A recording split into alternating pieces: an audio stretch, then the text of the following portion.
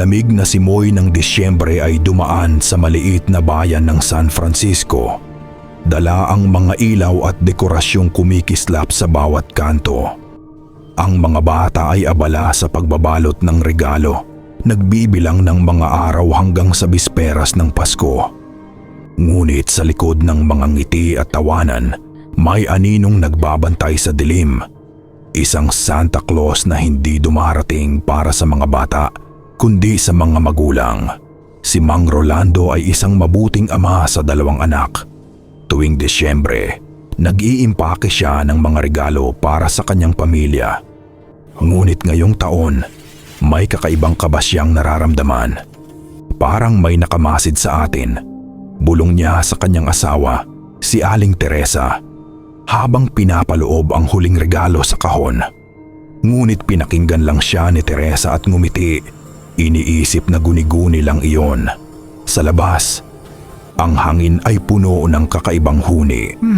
Halos parang nagbubulong ang mga anino ng mga punong balete sa harap ng kanilang bahay. Walang hangin, ngunit ang mga ilaw ng parol ay tila kumikislap sa sarili nilang ritmo, na para bang may nakatutok na mata sa kanila. Habang papalapit ang hating gabi, naramdaman ni Rolando ang kakaibang bigat sa dibdib.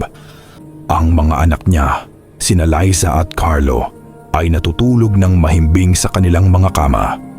Tila isang panaginip, may kumatok sa pintuan. Nang buksan niya, nakatayo roon ang isang lalaki na may pulang damit, puting balbas at ngiting hindi mawari. Isang Santa Claus, ngunit ang ngiti niya ay may halong kasamaan. Bungad ng lalaki. Maligayang Pasko, Mang Rolando. Santa! Napanganga si Rolando. Bakit ka nandito ng maaga? Ngunit hindi sumagot ang lalaki. Sa halip, unti-unti niyang ibinaba ang kanyang bag at mula rito, lumitaw ang isang katanungan sa isip ni Rolando. Baka hindi ito Santa Claus na kilala ng mga bata. Ang mata ng lalaki ay malamlam at malamig, tila walang kaluluwa, at bawat ngiti ay nagdadala ng pangamba. Ang Pasko ay panahon ng kabutihan, wika ng lalaki. Ang tinig niya ay parang kalawang na dumudugtong sa bawat salita. Ngunit hindi para sa lahat.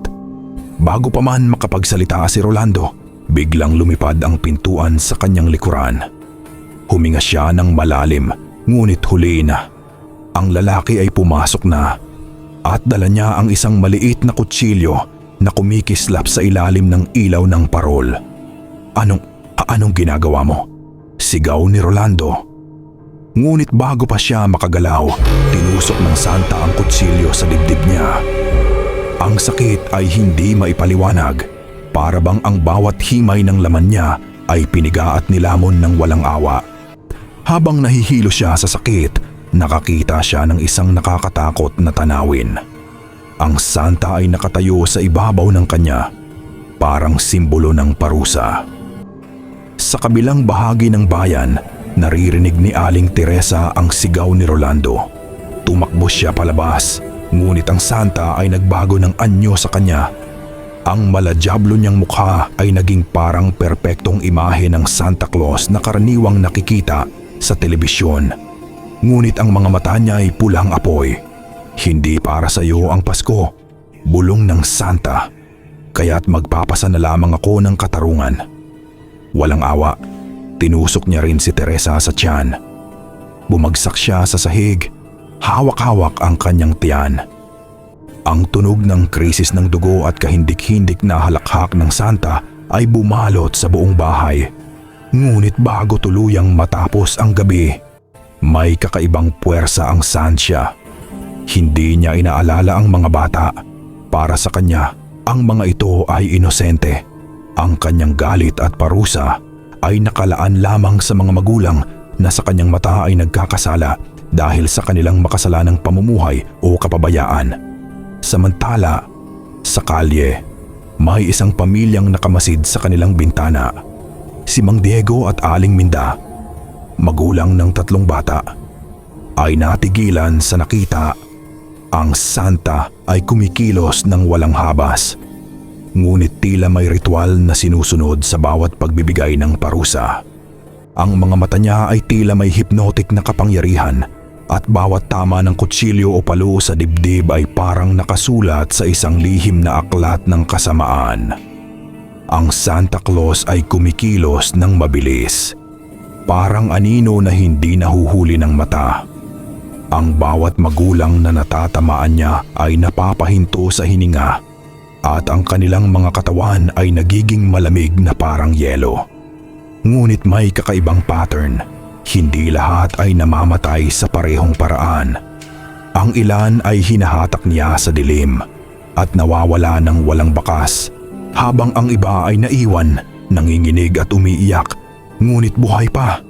Dala ang panghabang buhay na trauma. Habang ang bayan ay natatabunan ng takot, may isang lumang legend na bumabalik sa isip ng mga nakatatanda. Ayon sa kwento, tuwing darating ang taong may labis na kasalanan, ang Santa Claus na ito, hindi ang mabait na Santa, ay lilitaw upang parusahan ang mga nagkasala. Hindi bata ang aking bibigyan ng gantimpala, wika ng matatanda, kundi ang mga magulang na nagkulang sa pagmamahal at pag-aalaga. Sa gitna ng kaguluhan, sina Liza at Carlo ay nagising. Ang dilim ng kanilang kwarto ay puno ng mahahabang anino at naramdaman nila ang kakaibang presensya. Nakita nila ang isang figure na nakatayo sa sulok ng silid, ang Santa Claus. Ngunit ang mga mata niya ay nakatuon sa kanila, hindi upang saktan, kundi upang obserbahan. Ang bata, sa kanilang inosenteng pananaw, ay hindi alam kung dapat silang matakot o umasa sa milagro ng Pasko. Ho, wika ng Santa. Ngiti pa rin ngunit may kakilakilabot na lamig. Ang mga bata ay inosente, ngunit ang mundo ay puno ng mga magulang na nakalimot sa tunay na diwa ng Pasko.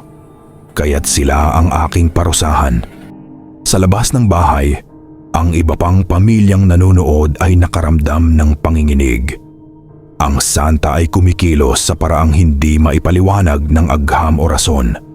Parang isang bulag na hukom na sumusunod lamang sa kanyang sarili. Ang mga bintana ay puno ng mga mata na nagmamasid, ngunit walang isa man ang makagalaw. Pagkatapos ng ilang oras ng takot, ang Santa ay lumakad palabas ng bayan. Ang bawat yapak niya ay nagiiwan ng malamig na bakas sa lupa, at ang bawat bahay na nadaanan niya ay naiwan sa takot at pangamba.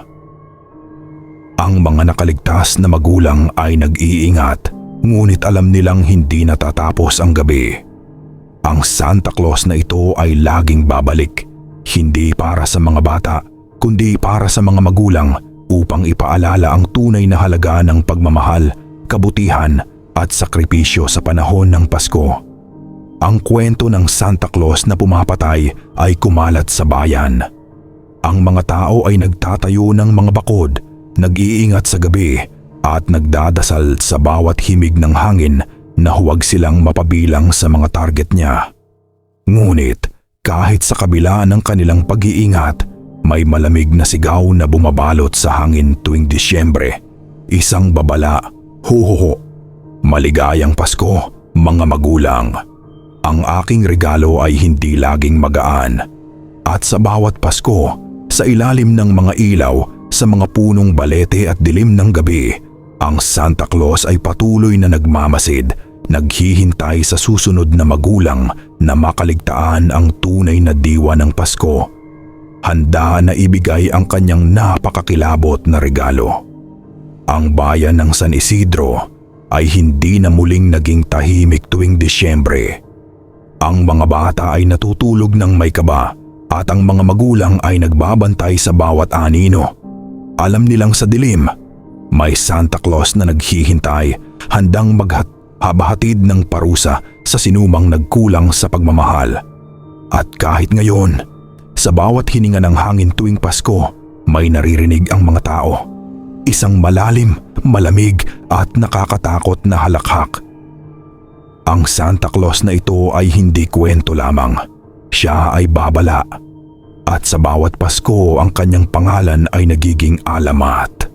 Isang alamat ng dugo, takot at parusang hindi malilimutan.